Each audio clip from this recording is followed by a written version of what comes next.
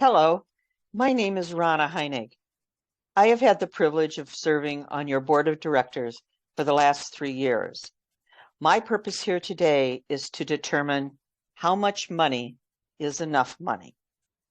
This has been the main topic of conversation this election cycle, and I would guess that you do not want to see any more spreadsheets. I have them if you want to see them, and all of them contain information directly from our financial statements and operating budget. No guesswork or extensive predictions involved. 10 years of SCOV financial statements were analyzed because we believe that our history may be the key to understanding where we are and where we are going. Did you know that in the last 10 years, SCOV has invested over $15 million in capital improvements for our community, and the net change in our cash position was only $1.5 million. This was possible because we did the improvements over time. The Copper Center project would involve several distinct projects, which will primarily affect the Copper Center itself, the golf cart barn, the Welcome Center, the Artisan Center. These changes will affect over 1,400 of our residents who use those facilities, but we will all benefit in some way because enhancing our community also enhances our home values. The improvements will happen in stages as money permits and may take several years to fully complete, but in the end, we will have a better community for doing it. At the past 10 years, we examined how well operations has done as compared to their budget. We aren't talking about the different funds here, just what it takes to pay our employees, maintain our grounds and golf course, keep the lights on, etc. The graph shows that 9 of the past 10 years, operations has consistently completed the year ahead of budget, averaging $122,000 per year that was used to supplement other funds. The only year that we were over budget was 2020 due to COVID, and we still were able to pay our employees and keep the lights on. I'll repeat that. We still, even though we lost money in 2020, were able to pay our employees and keep the lights on. Blue shows excess cash at year end. Yellow shows the budget at year end. Not-for-profit budgets are different than for-profit budgets in that not-for-profit budgets plan to be near zero at the end of each year. The cell group spreadsheets confirm that we do have excess money at the end of each fiscal year from operations. Now wait, here comes the spreadsheets. Okay, I'm just kidding. Let's talk about the asset reserve and the capital fund, which are the only 2 funds affected by the purchase of the Copper Center. The operating budget was not affected by the purchase. Our asset reserve is used for major repairs and necessary replacements for our existing buildings and equipment. The capital fund is for the purchase of new equipment and real property. When we purchased copper, the capital fund borrowed money from the asset reserve. The capital fund is currently repaying the loan with interest at market rate back to the asset reserve. The capital fund receives income from capital contribution fees, AT&T, Comcast, and any extra money contributed at the board's direction from the excess cash generated due to operations. That's the way the capital fund has income to repay the asset reserve. Blue shows the asset reserve balances before the capital fund borrowed from it. Gold shows the net of the asset reserve and the capital fund loan, starting with the purchase through July 1st of 2024.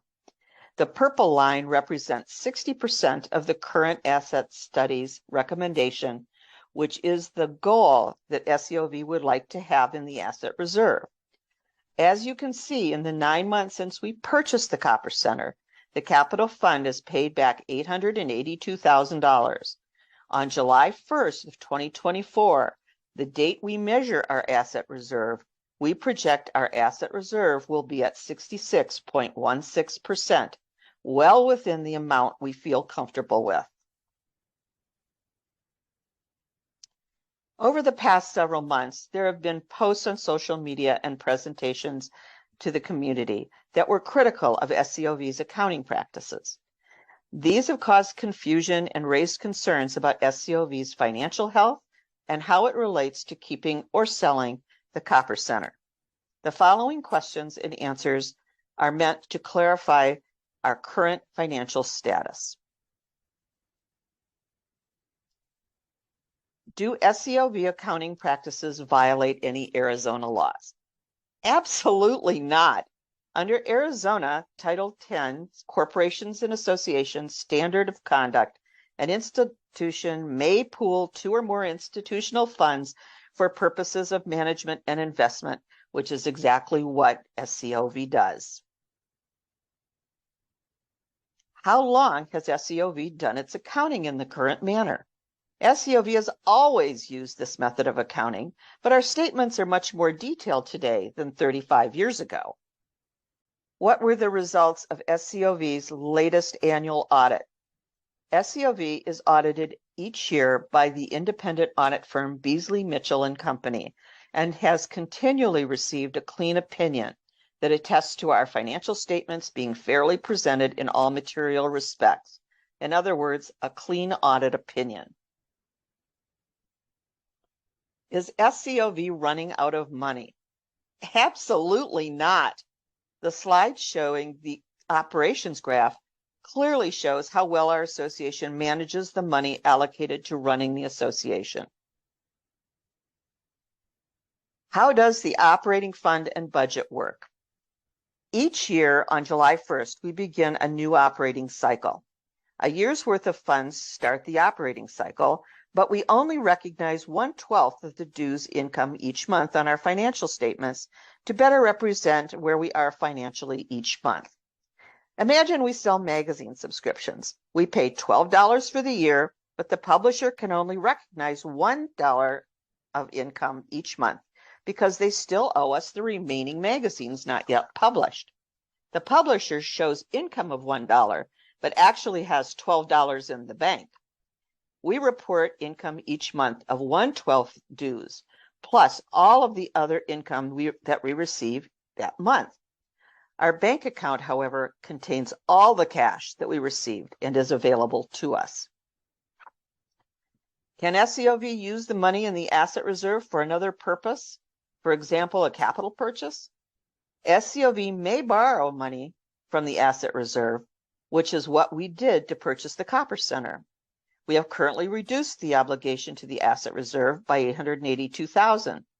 In 2007, SCOV borrowed $776,000 for the restaurant and subsequently repaid it back over the next several years. Does owning Copper Center mean that nothing else will get done during the year, such as maintaining our assets or adding another capital purchase? No, not at all. Repair and maintenance are part of the operations budget. The asset reserve is used only for more serious and costly repairs on assets on our asset schedule. Prioritizing other capital projects, as identified by our residents' wants, will fall to the Long-Range Planning Committee and our Board of Directors. The $10,000 question. When will the capital fund deficit be paid off? This depends on several factors and is impossible to pinpoint a specific date. An increase in the capital contribution fee, increased home sales, or the amount of contribution from operations would decrease the time. Spending on new capital projects or a decrease in home sales would increase the time. In conclusion, SCOV is not in financial trouble. In case you didn't hear, SCOV is not in financial trouble. The fact is, SCOV owns debt-free all its land, building, and assets as of December 2023 and has $7.6 million in cash and other current assets, items easily converted to cash such as receivables. SCOV has enough money to operate the association this year and into the coming fiscal years, just as it has in the last 10 years that were researched and the last 18 years before it. You don't need to fix what isn't broken. So how much money is enough money? Our history has shown that we have and have had enough money to run our association and move forward with capital projects that provide amenities that will enhance our lives here in Sun City. The Copper Center is a huge opportunity that we will not see again.